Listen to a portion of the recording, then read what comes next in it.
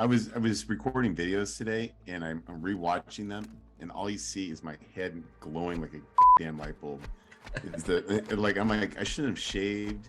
Maybe a little bit of that stubble that's kind of there would have helped the reflective. But even right now, you can see it. It's like there's like a damn flashlight on the top of my head is glowing right here. Hello, my friends. Thank you for joining us for the PEBCAK Podcast, a weekly information security show featuring some all-around good people. It is week 5 of 2023. I'm your resident Amazon delivery driver, and back from snow country where I dislocated my shoulder and nearly broke my arm. With me, I have my co-host Havoc the Mouthpiece, also back from snow country, but with fewer injuries. I'm still sad that you didn't actually break your arm. I think you deserved it for all the crap talking that you do. Just kidding. The one thing, snow is fun, but the best thing about coming back home, specifically in my neighborhood, is you cannot shovel sunshine, baby. It's true. After we got back it was 14 degrees where we were in snow country, then we drove back home and it was in the 60s. It's nice. Did you take your EV or did you do it? Well, I think you only have EVs, right? Yeah, I took the EV, charged once each way, and it turned out fine. It's all-wheel drive, so it did fine in the snow. And it's like a tank. It's super heavy, so you were okay. Yep. And we have Frustrated Fred, and that name will stick until we find a better 2023 nickname for you, Glenn. Why am I Frustrated Fred? I don't understand. Did you not listen to the episode when you weren't on? We discussed this. Oh, no. I guess I need to apologize for that. I've been quite heavily induced on pain medication here for the last week, so not so good. Brian said you're just always anxious and you're always on edge like you need a drink. I do. Yeah. Between the people you support as an SE, as a husband, as a dad, I feel like you're constantly on edge, so we call you the Frustrated Fred. I know. Call him Lebowski. How about Lebowski? Thanks, guys. I do appreciate the love that I'm getting here, but it's just lots of things on the plate, and when you're juggling them, a couple are bound to fall and break. So it is what it is what I say. No Todd this week, as we had a scheduling conflict. Glenn's fault. We hope to have him back next week. Combined, we have decades of information security experience and are here not just to educate, but to entertain. We've got 4 awesome stories for you this week, so sit back, relax, and enjoy the show. I'm going to sidebar this real quick, right? Even if we had recorded this earlier, Todd still wouldn't have been able to join us, so it's not my fault. It is true. I had that note in here that Todd would miss it earlier. I just thought it'd be funnier to blame you. You're going to blame me for everything. Audio issues, everything. What else? What else other than audio issues? Crappy stories, the whole thing. Crappy stories. Lack of listenership. No sponsorship. I need to. It's always Glenn. It's always Glenn. Thanks, guys. Feel the love. Well, happy Year of the Rabbit to everyone.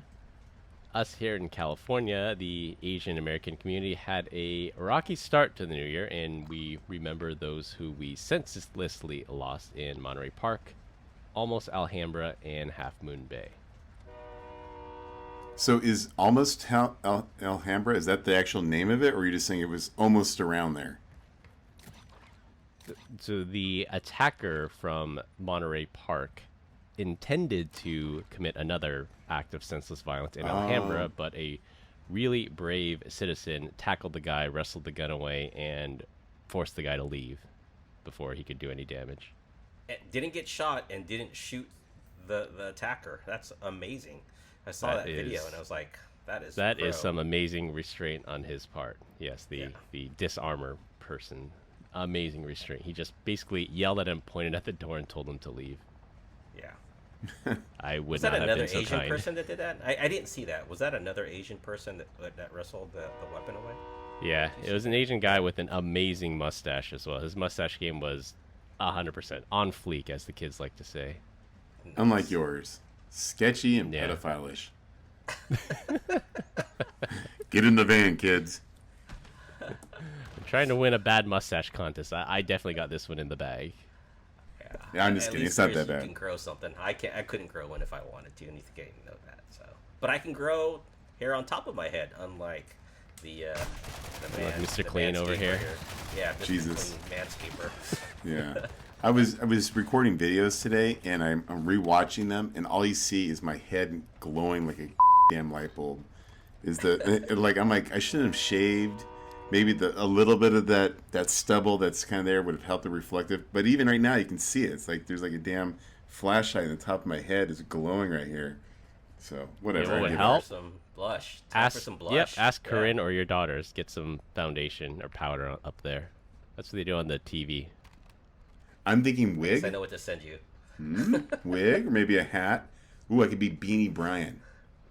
Beanie Brian. There you go. Oh, make it even look. Make that lumberjack look even better. Yeah. Plaid shirt, flannel Just shirt. need a plaid shirt. Yeah. Be sure to check out our YouTube channel, youtube.com/@PEBCAK Podcast, and another reminder to email podcast@chrislouis.net with your Ask Me Anything questions, as we are only 3 more episodes away until we reach that very special episode 100. We're still finalizing plans right now for what to do for episode 100, but needless to say, it will be a very special episode you will not want to miss. This week, we're going to close the loop on a whole bunch of topics.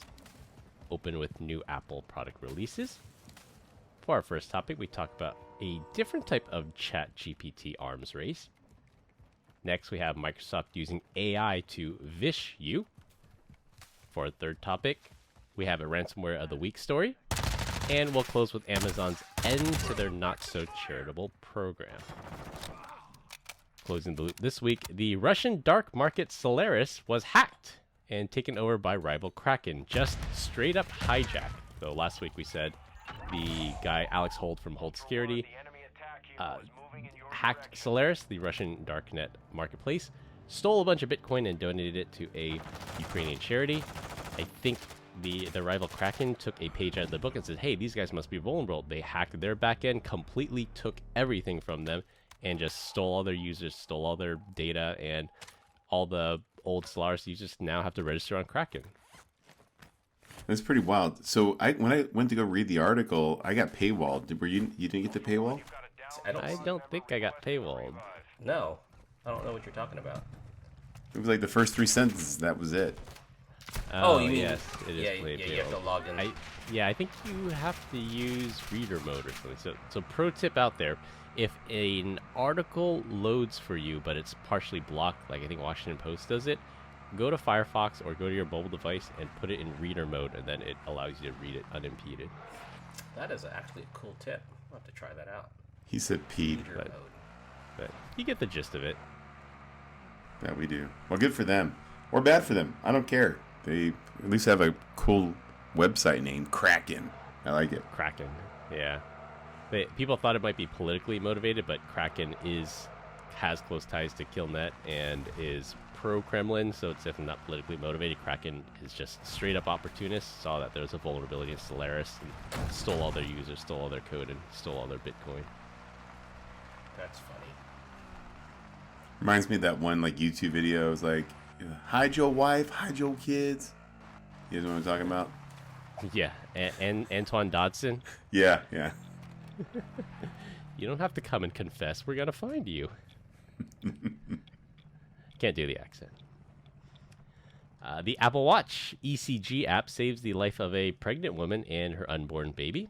The Apple Watch notified her of an irregular heart condition, and after repeated notifications, she went to the hospital. Turns out she was in labor and losing blood, and they were able to save her life and deliver the baby. Finally, something good that came out of that. That's awesome. That's really good. Truly heartwarming story. You know what's funny is that same app notified me, I think 6 times in 18 months that I had something wacko going on with my heart. And the first 5 times I got to the hospital, they said my Apple Watch is broken because everything was fine. And the 6th time, we actually caught it. And so they actually hooked me up to a EKG that wasn't attached to my wrist. And they found out that I had that supraventricular tachycardia, whatever, SVT. Can't even remember the name of it. So I got to get my heart singed, boys. It's going to be fun. Did you get that me done and yet? Chris Or is are that even. still. It's coming up. Well, it happened in May, but the fun up. part, yeah, Chris actually had the same surgery done, so we're gonna be I did. Heart Brothers. Bros. SVT. Bros. Pure SVT brothers. Yep. Apple's AirTag helps rescue a dog that was swept away in California floodwaters down in San Bernardino. So AirTag's being used for good this time instead of tracking cars to steal or stalking ex-lovers.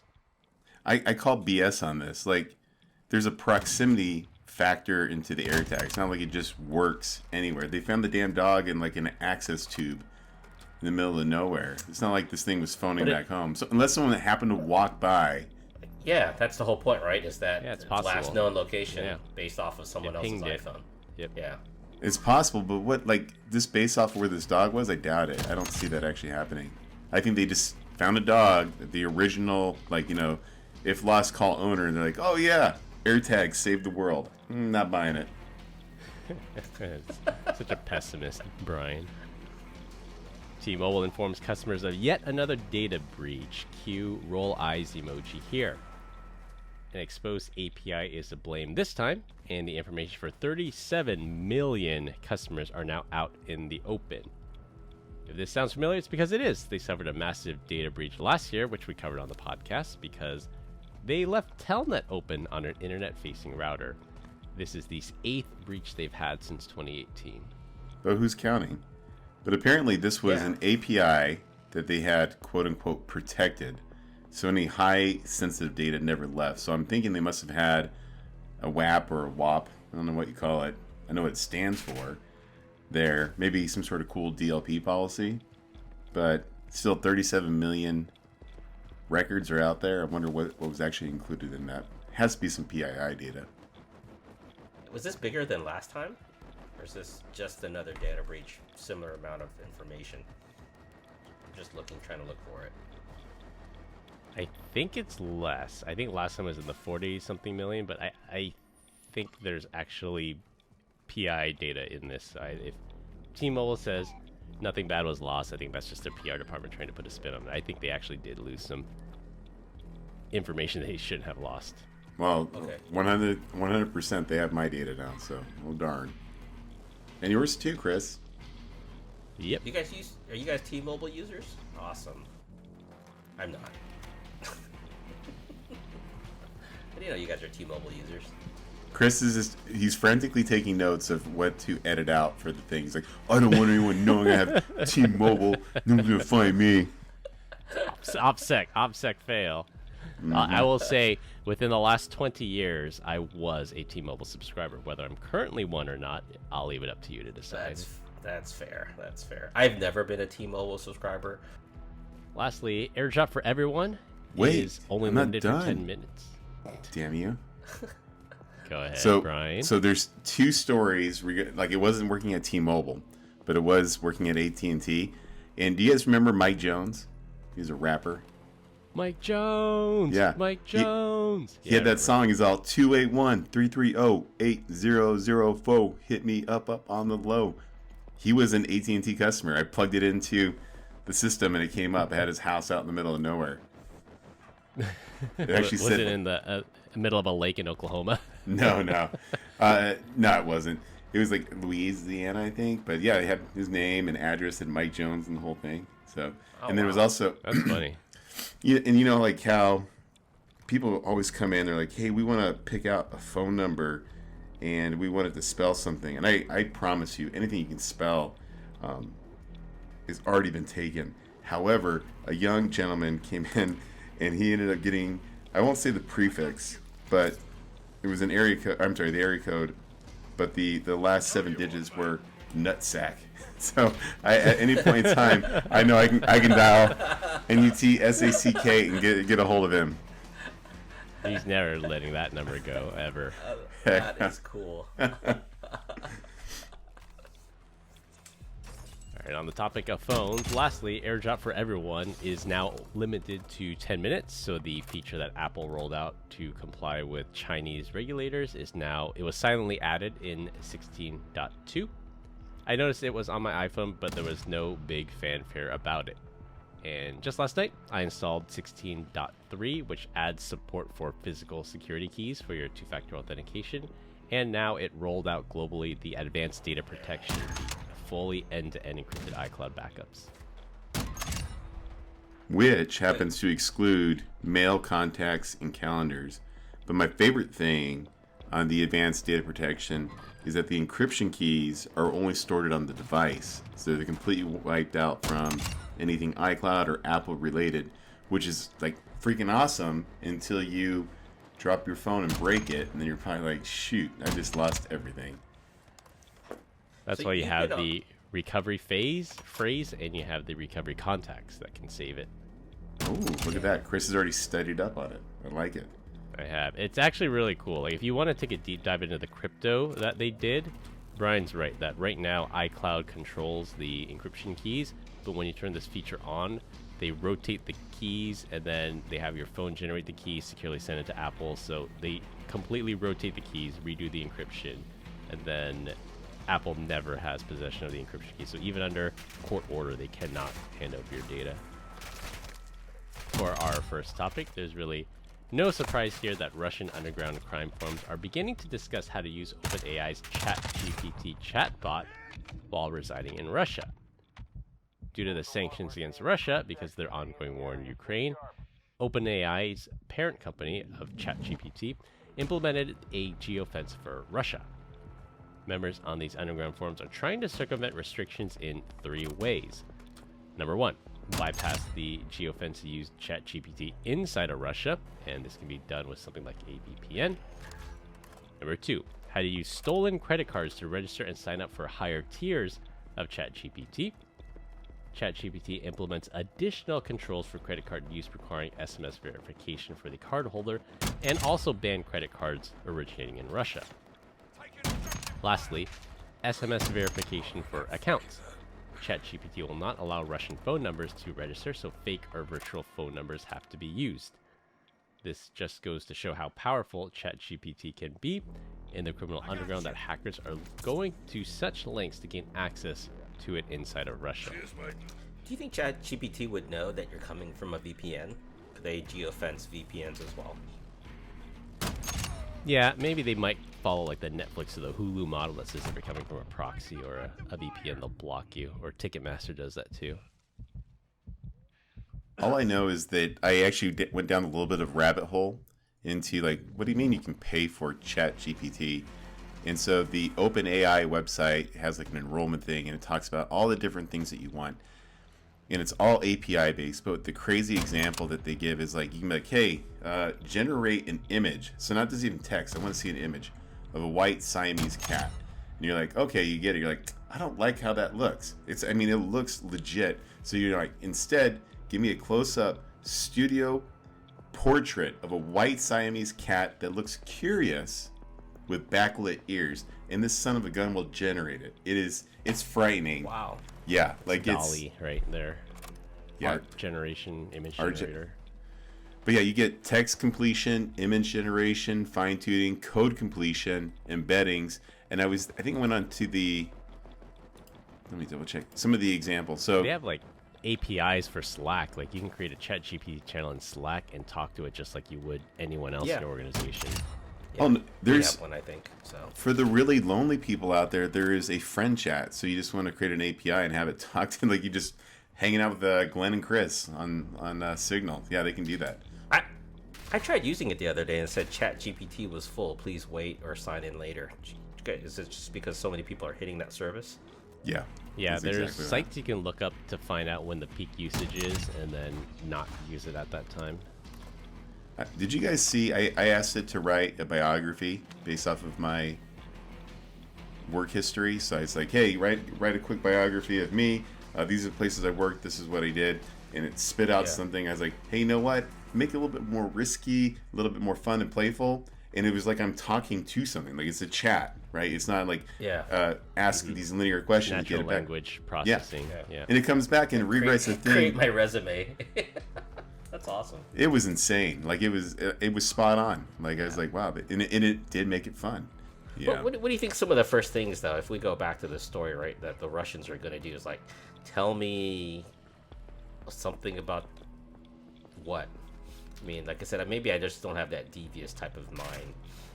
I think they're gonna use it to write better ransomware. I'm pretty sure we did a story a couple weeks ago about it where ChatGPT will literally write code for you, or it'll tell you what's wrong with your code. So they take some crappy off-the-shelf ransomware and say, "Hey, make this better." And I think there's actually a story yesterday that was released that ChatGPT is being used to make polymorphic malware that's undetectable by signatures. So I think that's probably what they're looking for. Okay. I'll tell you why I would use it. The instructions for the Zeus malware is all in Russian. So I'd be like, hey, can you translate this for me, please? Because Google Translate did a terrible job. Yeah. Exactly, yeah. I think they're just going to use it to perfect their code and maybe make better decisions, better business decisions, write better malware, build a better business model. But yeah, the possibilities are endless, and everyone in Russia wants to get their hands on it. This is it. Start a Skynet right here. Are you guys ever polite to ChatGPT? Like, are you like, hey, can you do this for me, please? And thank you. No. There's a funny like 4-panel comic about that where like in the first panel someone says, "Hey Google, play some music for me, please." And then the second pane, the guy says, "Hey, how come you're being so nice to it?" And then the third pane, the original guy says, "I don't know, you never know." And then the fourth pane is the robots are taking over, and a robot's holding the original guy upside down, and another robot says, "Not him. He was always polite. Keep him alive." We'll use him for batteries. Yeah, right. I'm going to delete all my old chats. I'm going to start using nice language with them. All right, for our second topic, keeping with our AI theme, Microsoft, who is an investor in OpenAI and ChatGPT, they developed an in-house software tool called Vol-E that can mimic someone's voice with just 3 seconds of audio. You can see the practical applications of this, such as after Toy Story actor Don Rickles died, they synthesized his voice for Toy Story 4 2 years after his death. This can also be abused by threat actors for so-called vishing or voice phishing campaigns to impersonate someone into believing they're speaking to someone they are not. There have been successful vishing campaigns against companies with BEC scams when someone pretending to be the CEO calls someone in the accounting department and asks them to wire some money or change a bank account number. Just 3 seconds of audio and Vol-E can impersonate anyone, and that is why I refuse to use voice authentication for my bank, despite their best efforts to try and get me to enroll. We have literally thousands of hours of my voice from this podcast and other recordings that I do. This is scary now. That is really, really scary. The amount of disinformation that we can start to create. So between that, think about, all right, so you have this, and then there's that America's Got Talent thing where they were doing the real life streaming of person's face. Simon and then, Cowell, yeah, Simon Cowell. Crazy. He sent that to us in the group chat, and that was quite impressive what they were able to do with that. Yeah, real time. Just take our face and put whoever you want on there. Like, it's gonna be sketchy. Like, it's gonna be so hard to distinguish like what's real versus what's fake. I looked at the research paper. It's like 15 pages long, and 2 things that came out of it. One, I can't tell if they need a certain phrase that's 3 seconds long to profile it, or is any 3 seconds. And then the second part is, dear God, the amount of math that goes into here blew my mind. Yeah. And think about it, it's kind of like Name My Tune. I can name that tune in 3 seconds. Like, oh my gosh, I know, I can hear that voice. That's totally crazy. Yeah, I remember when they recorded the original voice of Siri, they had the voice actor read a series of phrases, and that covered like 99.9% of all the phemones in the English language. So it might be that, Brian, that they just need 3 seconds of a specific phrase, and that's all it takes to synthesize someone's voice for the entire English language. But I'm with you, Chris. No more voices. Never use it for your password. Period. This is just the beginning of the end. So the next time Jay calls you and says, I need you to buy me some gift cards, you'll have to call him back at a known good number before you can actually buy it. Don't believe his voice. Well, that's true. So you take someone like Jay's difficult because there's so much audio out there. But a 3-second clip of Jay isn't going to pick up any of his mannerisms. Like, it would sound like Jay, but he's very distinguished in his delivery and things like that. I'd be curious to see how well Vol-E actually works here. But I think there's other things that are involved in that as well, right? Like, so I'm, when we get off this podcast, right, I'm gonna send a message to the kids telling them about, this volley and the ability to take 3 seconds. And if you get a call that sounds like me that's asking you for information, don't give it, right? There's got to be a secret code. So. Yep. You've got to set some kind of safeguards up with your kids, family, employees that, hey, if you get a call from me asking for gift cards, you either ask why or ask for the secret code and see what or change a bank account number or send a large wire transfer. Yeah. You guys are ridiculous. BEC scam. Nope. I'm going black hat with this. I am going to use this. Number one, my wife will never know about it. Number two, every time we have a disagreement, I'm going to play a voice memo of her contradicting herself. I'm like, see, you already said this. Let me tell you. You told me I could buy a car. You said a Lamborghini is fine, honey. That's so awesome. That is Said awesome. I could have an additional bowl of cashews tonight. I have you on audio here. Yeah. Cashews. What are you talking about, Chris? An extra beer. Be a man. All right. Since Brian told me to be a man for our third topic, and this will be our ransomware story of the week.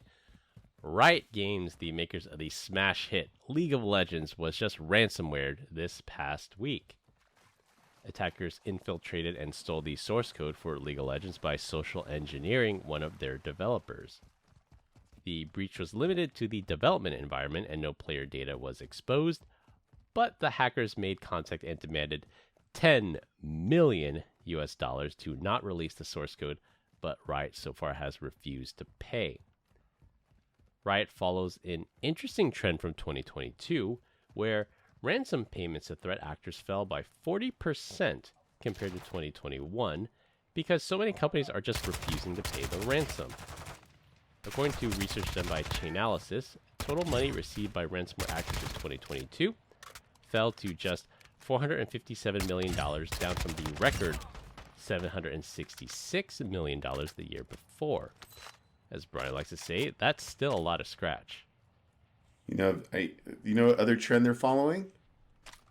The New York Stock Exchange and the Dow Jones, if you ask me. Down 40%, yeah. Yeah. And cryptocurrency, FTX.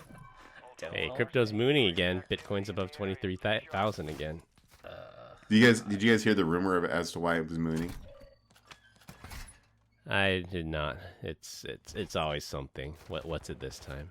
So this one had to do with all the grounded flights. I think it was last week. Southwest. Yeah, that was over the Christmas though. No, it was the alert system, right? The NORAD alert Nomad. system. Yeah. So the rumor is NORAD. NORAD. Excuse me. It's the NORAD, Nomad, but I think it's the Nomad system. There's a specific system that alerts planes when a VIP flight or the Air Force One or a military flight is going through airspace. If that's down, no plane could take off. Gotcha. So the rumor is there was ransomware and that the U.S. government paid in Bitcoin, which is why this thing is now mooning at 23K. All the official reporting, I'll put official in quotes, all the official reporting says it was some contractor that fat-fingered a database sync and deleted all the data. Maybe that contract. And if you believe that, we have a bridge to sell you. Oh, by the way, I got to call fake news on this entire article. The smash hit League of Legends. Never heard of it. What about you, Glenn? It's like literally the biggest game streaming on Twitch right now. Yeah. I can't tell if you're being sarcastic. Yeah, what are you talking about? I've never heard of it. The biggest game in the Deach household is Fortnite. They've sold out Madison Square Garden within like 15 minutes. Yeah, for one of their championship events. Yeah, League of Legends bigger than Fortnite. All right, I'm going on Twitch right now just to prove you wrong. I want to see how many people are playing LoL right now. The biggest news that I heard for a long time ago was just them getting bought out by Tencent. Tencent, right? Japanese. So Tencent, Chinese. Yeah. Yeah. Can I play this on Xbox? League of Legends is not number one right now. So Grand Theft Auto 5 is number one. Valorant, I never even heard of that one. That's number two. League of Legends number 3. There you go. But they're always probably top 5, rotating through depending on when the latest release comes out, right? But it's Hey, it's probably one of the longer ongoing games as well. As Ricky Bobby said, if you ain't first, you're last. Actually, I think that's his dad. But you know what I'm saying. Yep. Yeah, I think people would take issue with you saying that League of Legends is not a smash hit. Come at me, bro. Come at me. Yeah, so for comparison, Fortnite right now has 54,000 viewers, and League of Legends has 74,000 viewers. So they have about 20,000 more viewers right now on Twitch. All I know is there's 74,000 losers watching someone play video games.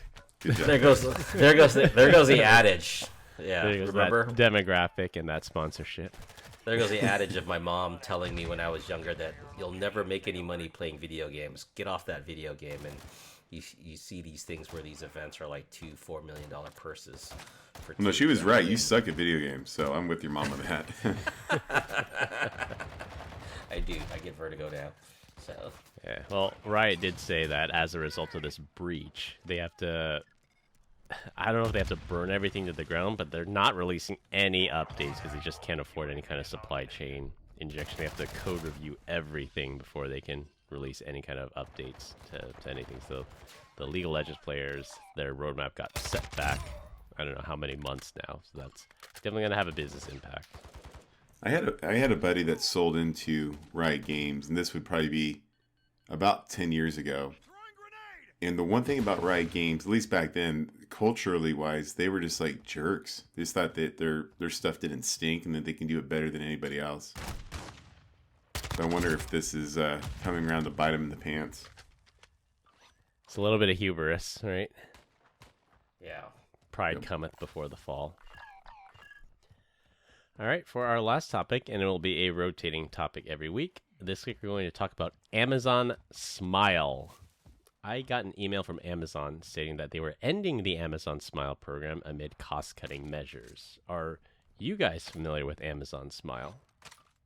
I am now, only because of this stupid article. But anytime you would share a link with me for an Amazon thing, it would always come through as Smile.Amazon. What the hell is Chris doing? What is this? Like, I had no idea. And then I lost interest. I just clicked on the link and it's like, thanks, Chris. And that was it. I'm Amazon sad because every time I see credit card charges for my kids always buying something from Amazon. So I should just buy stock in Amazon is what at the end of the day is what I should be doing. Yeah. You really want to be sad. 2019, yeah. You can actually download all of your purchases and then put them into a little Excel spreadsheet and see how much money you've flushed down the toilet with them. Yeah, let's not go there. That's not a good idea. So they said never do the math, right? Yeah. You guys, should we do that and see who spent the most so far? I don't want to know. No. I'm happier not knowing. Yeah. I think we should do If it. it's anything like your Costco receipts, I'm not going to compete with you. So Yeah. I think you I guys had a are lot of fun with Amazon before they started charging sales tax here in California. We bought a lot of stuff for like the house and things because they never collected sales tax.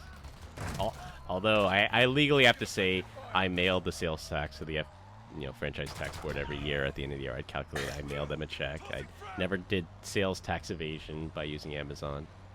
did you Nor would you. almost slip and say FBI?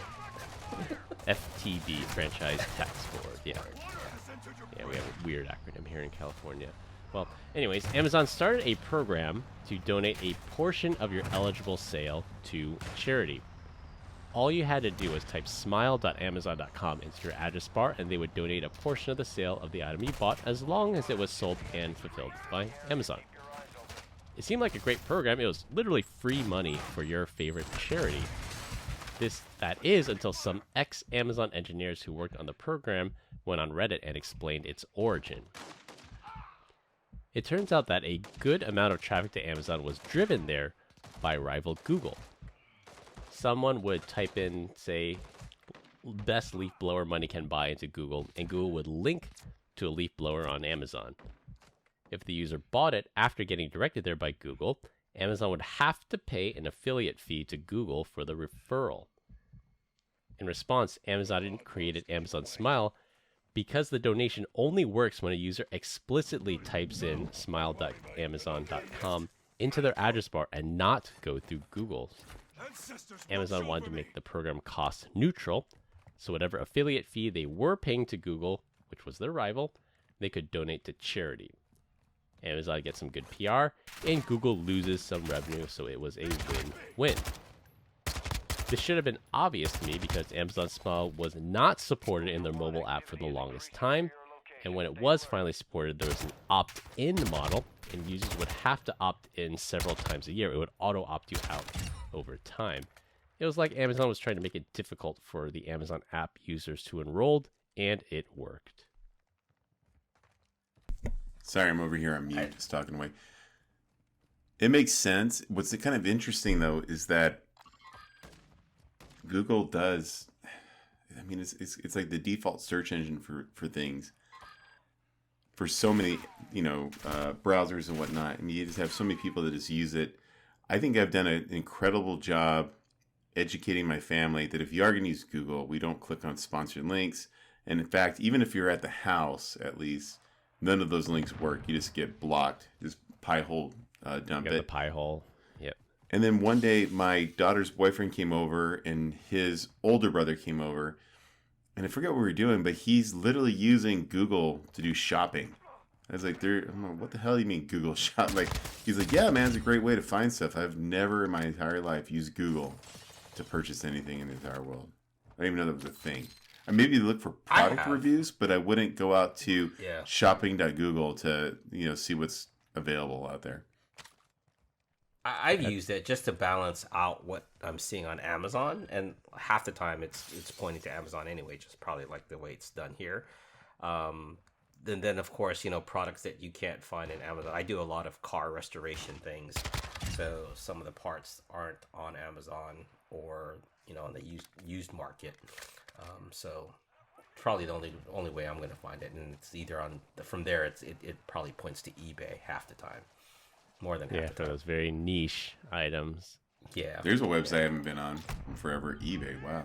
It's eBay. Still, that resolved still, guys? Yeah. Wow. I just bought some stuff there last week, so it works. Yeah. I think DuckDuckGo and Bing both also have shopping search engines as well. They've integrated shopping into the search engine. Use DuckDuckGo shopping. Try that. I used to leave the most inappropriate positive feedback on eBay when I was there back in the day. Like, incredible. Let's get demonetized. Incredible reseller. Now. Babies tasted delicious. I'm like, what? Like, people would be like, what the hell? 5 stars. They probably just took the 5 stars. This guy's a little weird, but he had it delivered before he had it delivered before I even pressed send. Google Shopping is good for, like I said, price comparison. I don't think they vet their stores. I was looking for a fairly obscure item, and it was listed for maybe 50% off the retail price and 50% off the next cheapest person. And then I Googled the store name, and all the results came back: scam, scam, scam. Don't buy from these guys. Scam, scam. So I don't think Google does a ton of vetting. They are just a search engine at the end of the day, and I think they just find the cheapest price out there. I'm gonna agree with you. So, story, right? Youngest daughter wants to go out and buy some Nikes. So she's searching the internet. She searches for a certain Nike shoe. She finds it on Google Shop, and she says, "Dad, can we buy this shoe?" And I'm looking at the store, and I'm like, "This store makes no sense." It's like it looks good, but there's no context around it. And then, I run it through, URL filter, URL checker and analyzer, and it's just bad. It's a bad website, right? Just a scam website. And I told my daughter, "Oh, I'm so glad you didn't put the credit card number in there." And I told her you had to educate them, right? Like not all things are safe on the internet, even though you think it could be as easy as searching for a pair of Nike shoes or a pair of shoes in general. It's just not the same. Yeah, just because you see that green padlock doesn't mean anything anymore. It could be a free cert from Let's Encrypt. Yeah. I will share one more cost-saving pro tip. So, as you know, Brian says I'm the richest cheapskate he knows. So here's a pro tip. Frugal. That's not what Brian said. Cheapskate. So when I bought my TV, I bought a nice LG OLED TV, and I bought it from Best Buy. So there's a trick, and I'm going to tell you the trick of why I did it this way. So I bought the TV from Best Buy. I paid full retail for it. Let's call it $2,000, and I paid with a hold on. So I bought it with a credit card that has what's called pricing protection. So if you find a cheaper price within 3 months, they'll refund you the difference. So I bought the TV at Best Buy, $2,000. I bring it home. I set it up. I go online to something like shopping.google.com, and there are these scam stores on the East Coast. So anything in New York, New Jersey, immediately your alarm should go off. And these are the stores that have 1-star reviews, and they say you order the TV for $1,000, and then they bait and switch you. They said this model's out. I'll sell you the next model up for $1,700, or they'll steal your credit card, one or the other. So what I did was I told my credit card company I found the same TV from this retailer in New York, and it was $1,500. Then my credit card company goes on the website, says, yes, this is the same TV. Yes, it's in stock. Here's your check for $500. That's the difference. So I get the legit TV, and then I don't get scammed. That's awesome. But that store reminds me. Yeah, that store reminds me of Meet the Zohan. Remember Meet the Zohan, where it's like going out of business is the name of the company, is the name of the store. I watched that movie a long time ago, so I don't remember exactly. Yeah, you don't mess with the Zohan. Yeah, that's so funny. So what credit card is this? At the time, it was Discover. So my Discover card had what was called pricing protection. I think the Costco City card might have it as well. But yeah, it's only up to a limit. Like the maximum you can get back is like $600 or something. But it's not exactly scamming the scammer. You're getting the price difference, but you don't risk buying it from a store that's going to scam you. You buy it from the legit store, you price match it to the scam store, and then you get it at that price, but you buy it from a legit retailer. I feel like there's some dishonest activities here somewhere. Chris has got a bunch of fake stores out there. As long as it follows all the terms and conditions, of the program. It was vetted by them, and they approved it. I got my check. I would say... Go ahead. Go ahead. No, please. All right, I was going to say, I would say for online shopping, probably 95% of everything that we buy is on Amazon.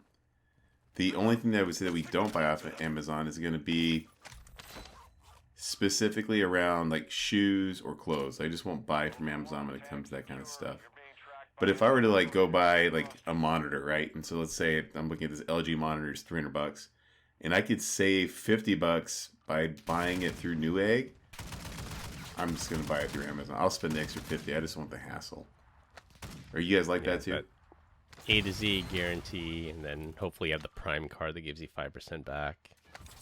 Yeah, so I do want to. My shopping order goes this: Costco first, Costco online, and I'll give you a little bit of something about between buying on Costco and Costco online. And the reason for that is because they've got a great return policy. You can return anything, anytime, months later, no questions asked. Other than certain things like computers and electronics. Yeah, 90 days. They used to do computers. That was nice. Yeah. And then from there, I go to Amazon, and then from Amazon, I actually check Walmart. I do price check against Walmart, right, and Sam's Club. And then what's really nice about Amazon as of late is that Prime is the ability to return stuff at the UPS store unpackaged, right? Yeah, so no it's box. Like you open the box up, yeah. you put the device together, and you got a shelving unit. You just bring it over there, they take it and they scan it. Now, I do have to. There's a couple things that bother me about this, because sometimes you can bring that back, and they'll take it back, no problems with the QR code.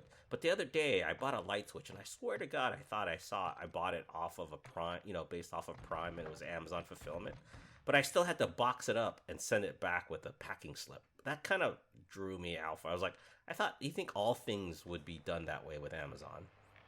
You would think, yeah. It's occasionally you have to box it in the back, and then for me, you can't return everything to the UPS store. Sometimes you have to mail it back through the post office. Sometimes you have to go to a Kohl's store, or else you have to pay to return it to a UPS store. It's kind of random what they do, or drop it off at an Amazon locker. Yeah. continue to get great comments about our dad joke of the week. Dad joke of the week. This week, I'm up. A couple of cows were smoking marijuana and playing poker. Man, the stakes were high. Chris with the weed joke. You're lucky it's legal. Or you'd have to edit Is this that out. safe? Is that really a dad joke? No, yeah, it's a dad joke. That's a good It's a dad joke. It's an adult dad joke. Alright, to wrap things up. Apple will save your life and protect your data while giving the finger to the FBI. T-Mobile gets hacked again. Russian actors are trying to circumvent a number of ChatGPT safeguards. Microsoft wants to speak for you. Riot Games follows a new trend of not paying ransoms. And Amazon was never charitable, they just hated Google. That's all I have for this week. We hope you enjoyed this week's episode. You can find us all on LinkedIn. Links will be in the description. Follow us on Instagram at PEBCAK Podcast. Thank you to all our listeners and subscribers who rated us 5 stars in the iTunes Store and Spotify and left us a review. We appreciate you all spreading the word to help grow the show. The best way to find it is to search for the PEBCAK Podcast on your favorite podcast listening app. For our hosts Brian Deach and Glenn Medina, I'm Chris Louie. Thanks for listening. We'll see you all next week, and as always, have a nice day. Episode 100 is going to be all the stuff that you've edited out over the last 100 episodes. And stop.